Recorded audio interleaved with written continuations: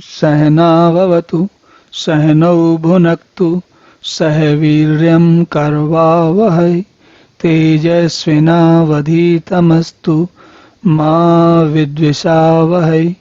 ओम शांति शांति शांति। हरि ओम। तो अर्जुन के सन्यास के बारे में पूछने पर भगवान कहते हैं, काम्यानां कर्मणां न्यासम सन्यासम कवयः विदुः सर्व कर्म फल त्यागम प्राहुः त्यागम विचक्षणः। देखिए क्या मजेदार बात है।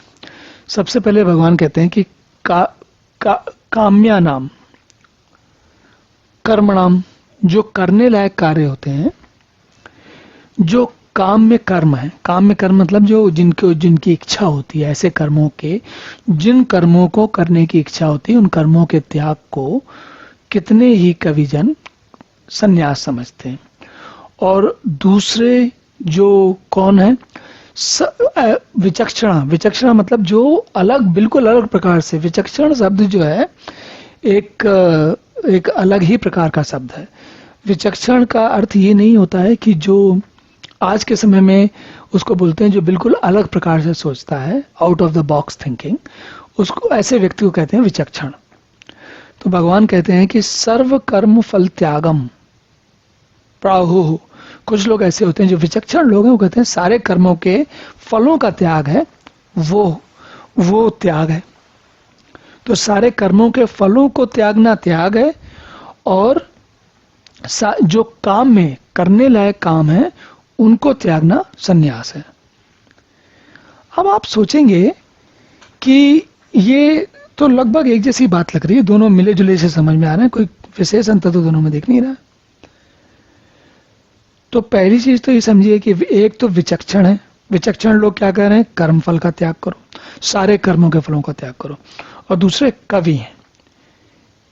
आज के समय में हम कवि समझते हैं जो तुकबंदी मिलाते हैं, या शब्दों को अंत में जो शब्द हैं उनको मिलाते हैं।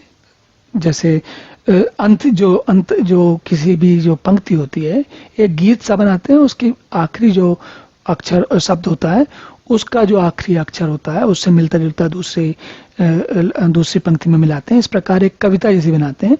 जो कवि, उसे कहते हैं, जिसे हम आज के समय में कविता भी कहते हैं। लेकिन कवि शब्द का विशेष अर्थ होता है जो विशेष प्रश्न करता है, जो ऐसे प्रश्न को करता है जिन प्रश्नों को सामान्य लोग नहीं करते। तो यहाँ इस श्लोक में एक मजेदार बात का पर ध्यान दीजिए कि जो दो लोग कह रहे हैं, एक सन्यास के बारे में बात कर रहे हैं और एक त्याग के बारे में बात कर रहे हैं, उन दोनों के जो विशेषण उनके लिए प्रयोग किए जाते हैं वही अलग प्रकार के हैं। एक विचक्षण है और दूसरे कवि हैं। कवि मतलब तुकबंदी वाले नहीं, कवि मतलब जो ऐसा प्रश्न करें जो सब लोग ना करें, विशेष प्रश्न करने वाला कवि कहलाता है। तो क्या कहता है कवि? कहता है कि भाई जो चीजें जिंदगी में ऐसी हैं, जीवन में आपको चाहिए, जिनकी आपको बड़ी इच्छा होती है, उनको त्याग कर देना चाहिए। तो वो उनको छोड़ देना चाहिए, वो सन्यास है। दूसरा क्या कह रहा है, जैसे आप सन्यास का उदाहरण समझिए। सन्यास आदमी, व्यक्ति को क्या चाहिए? घर चाहिए, परिवार चाहिए, पत्नी चाहिए, बच्चे चाहिए, धन चाहिए, और चारों तरफ अपना नाम चाहिए।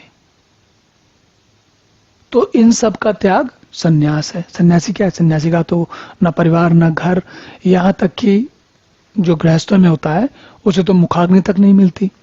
सन्यासी को तो जल प्रवाह किया जाता है, या फिर नदी के किनारे उसको जमीन में, रेत में दबा दिया जाता है।